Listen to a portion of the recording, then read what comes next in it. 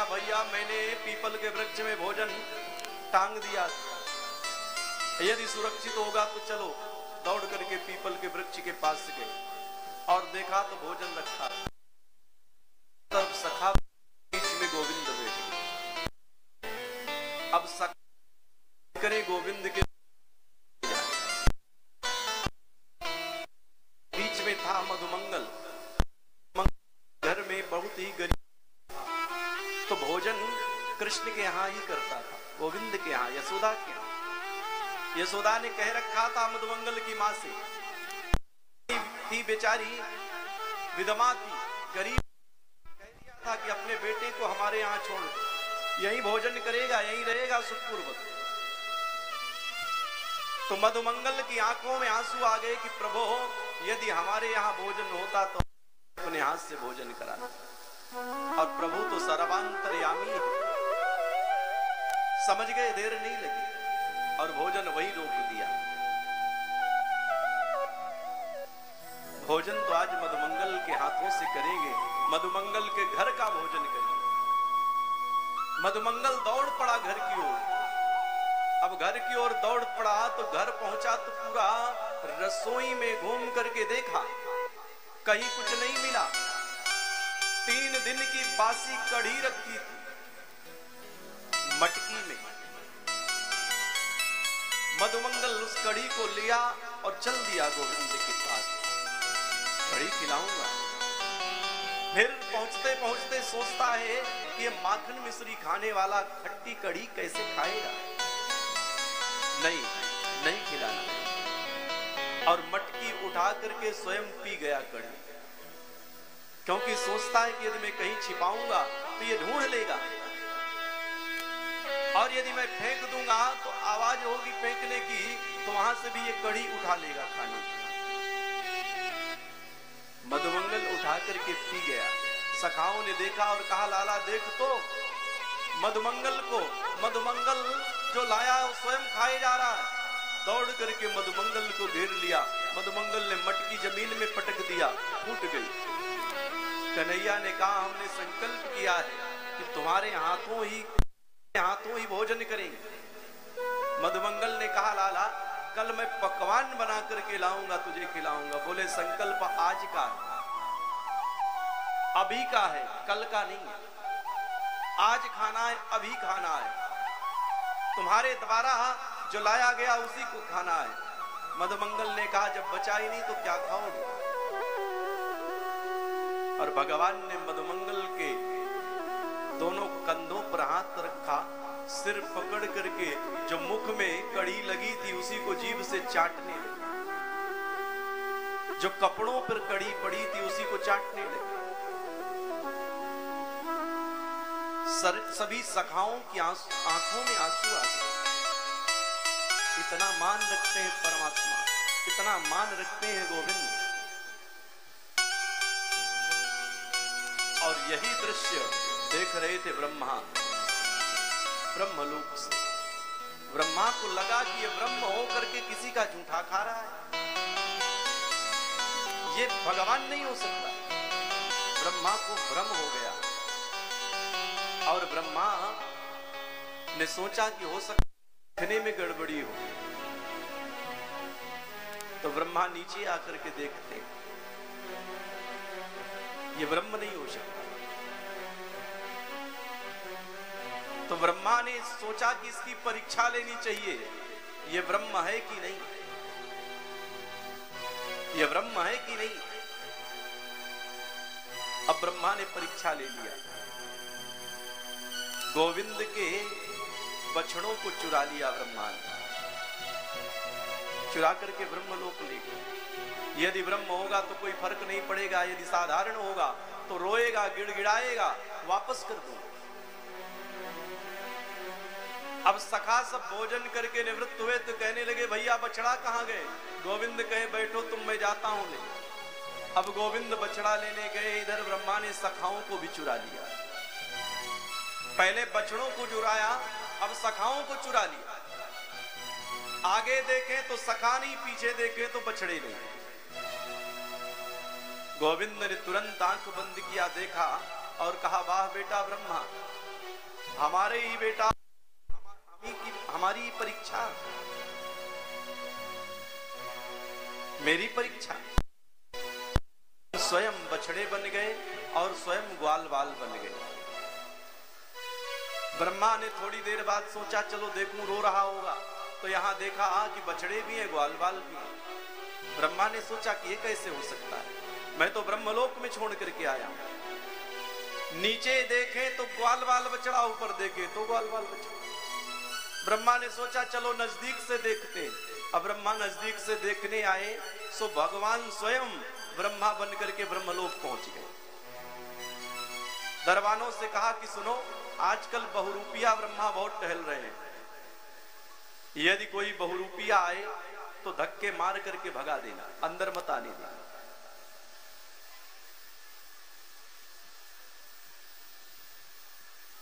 गोविंद ब्रह्मा बन करके ब्रह्मा की गद्दी में बैठ गए। अब ब्रह्मा जब स्वयं पहुंचा ब्रह्मलोक तो दरबानों ने रोक दिया, खबरदार आप अंदर नहीं जा सकते। ब्रह्मा ने कहा तुम जानते नहीं मैं कौन हूं? बोले हमारे सरकार ने पहले ही बता दिया, कुछ जानने की जरूरत नहीं है।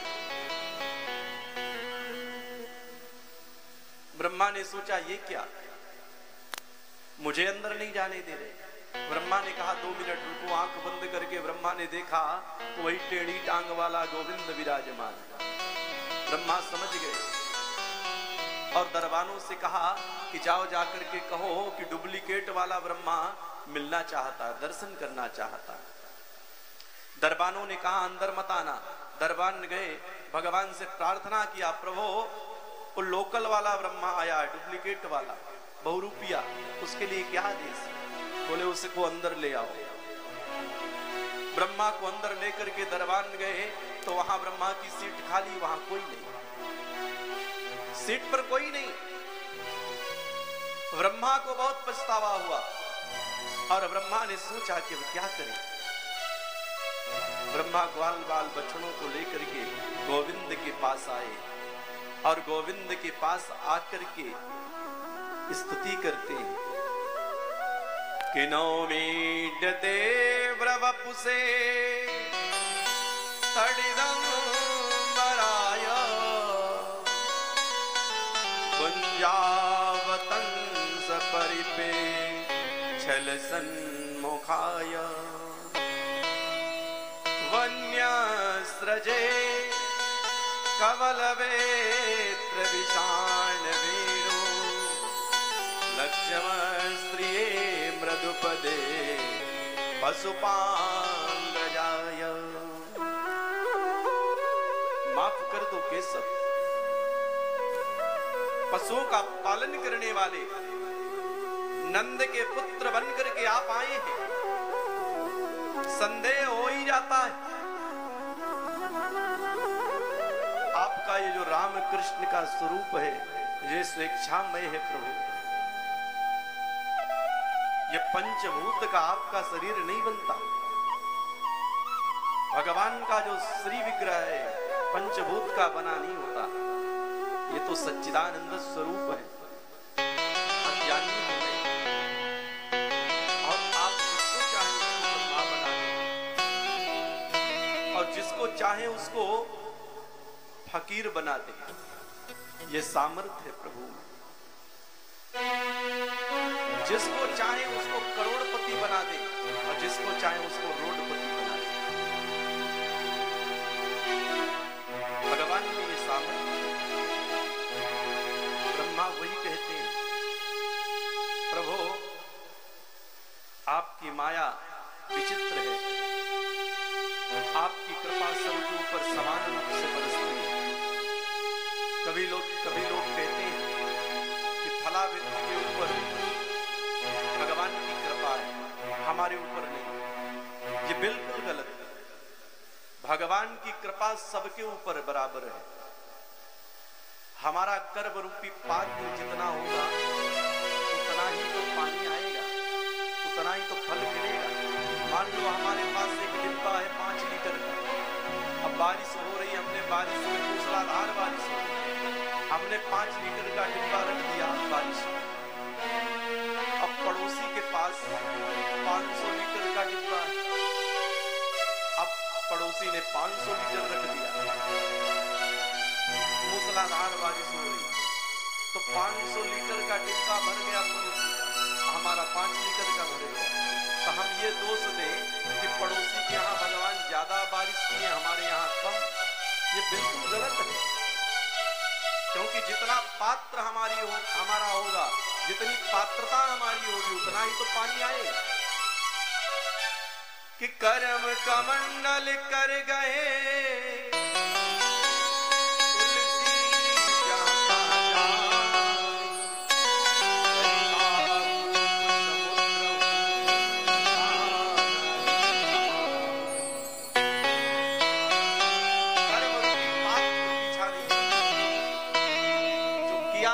कर्म उसी का फल भोगना पड़ रहा है और उसी का भोगना पड़ेगा, इसमें कोई संदेह नहीं।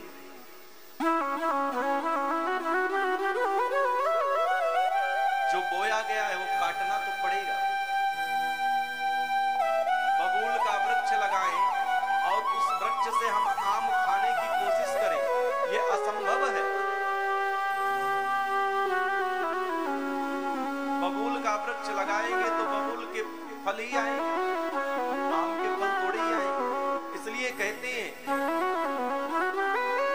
हमेशा अच्छे कर्म करो। क्यों? कि चार वेद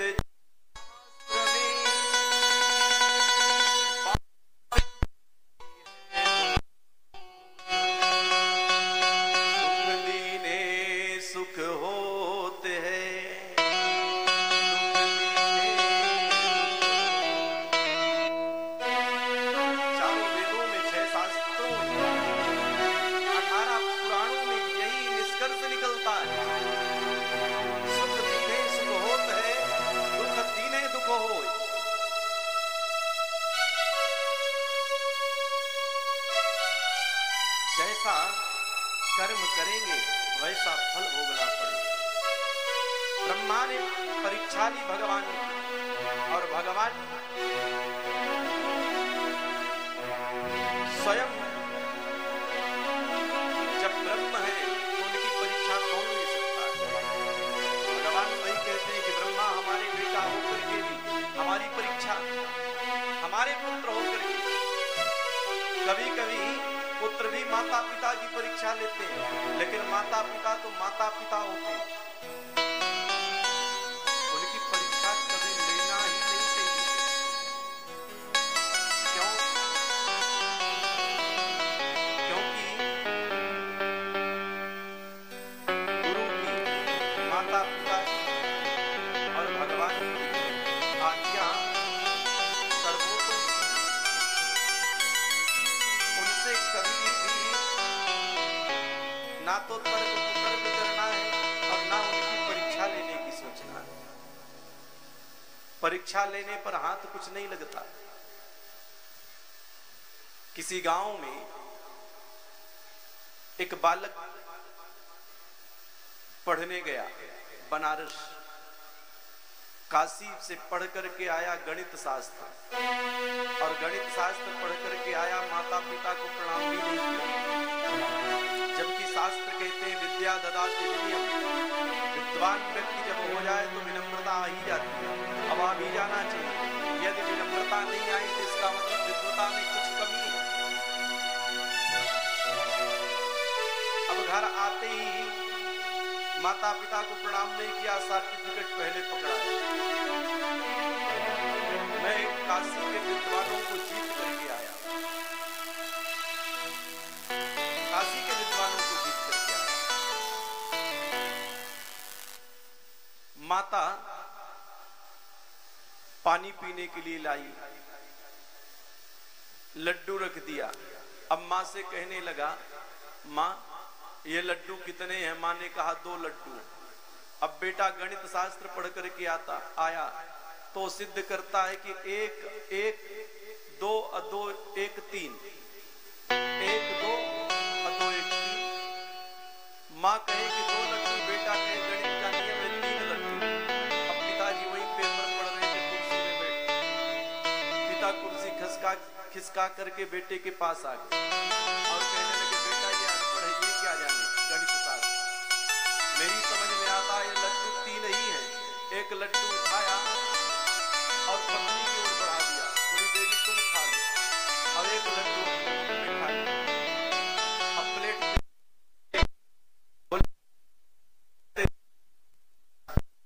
तीसरा खा ले। कहता है कि 1 2 3, तो एक हमने खा लिए और तीसरा वाला तू खा ले। माता पिता की कमी नहीं है,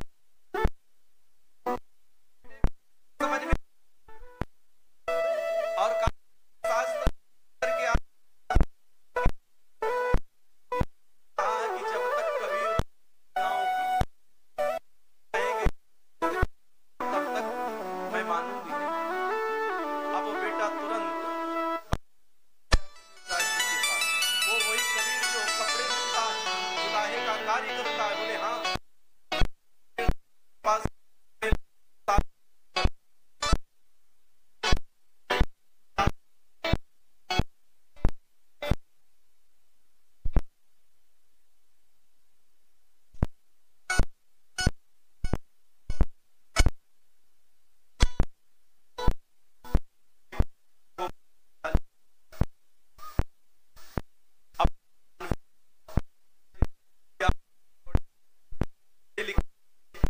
हम तो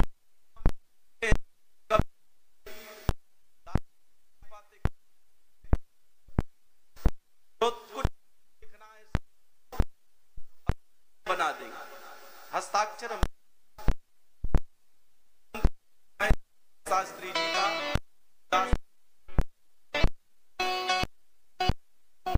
बनवा लिया कबीरदास।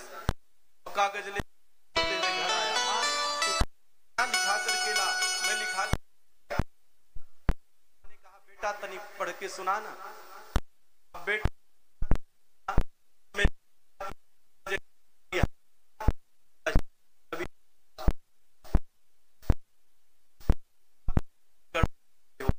लिखा गया, दोबारा साइन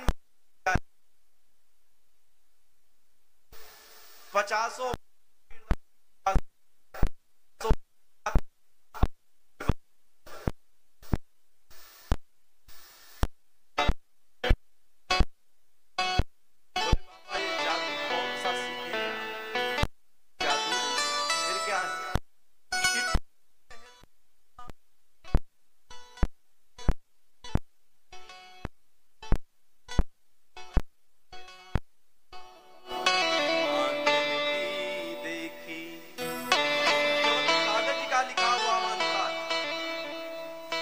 और मैं आंखों देखी मानता हूं।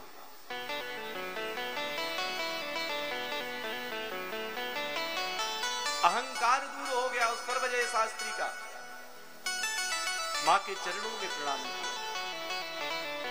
आज वही अहंकार ब्रह्मा को हो गया था। ब्रह्मा ने आकर के गोविंद के चरणों में प्रणाम किया, प्रभु आपकी कृपा सबके ऊपर समान रूप से बरसती है, समान रूप से बरसती है।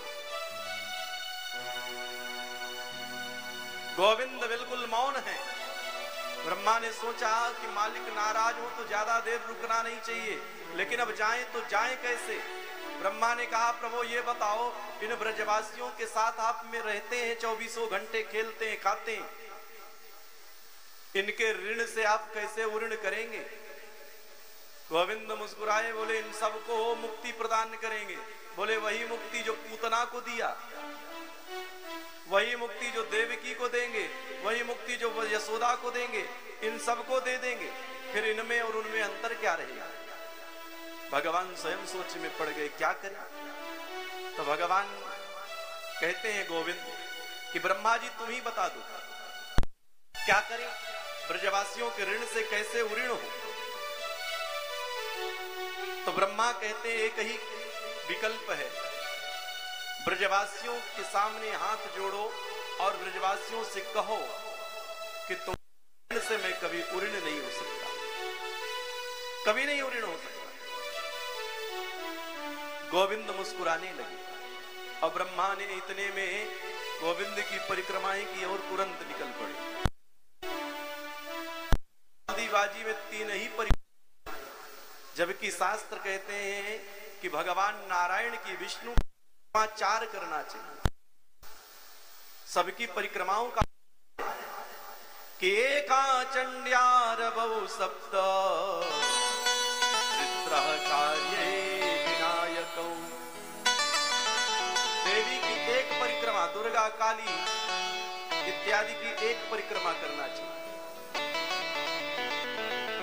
और भगवान सूर्य की 7 परिक्रमाएं करनी चाहिए, 7 प्रदक्षिणा।